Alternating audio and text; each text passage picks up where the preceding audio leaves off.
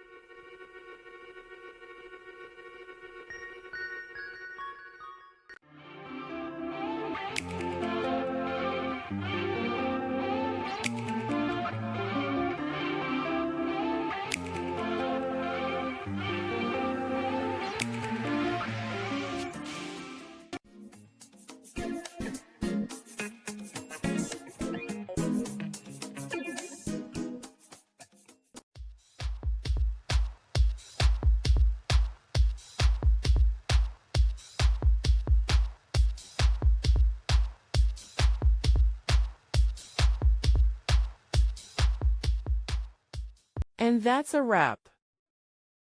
I hope you found the answer you were looking for. If you did, take a second to hit that subscribe button. It really helps out. And let me know in the comments which solution worked best for you. See you next time in the debug zone.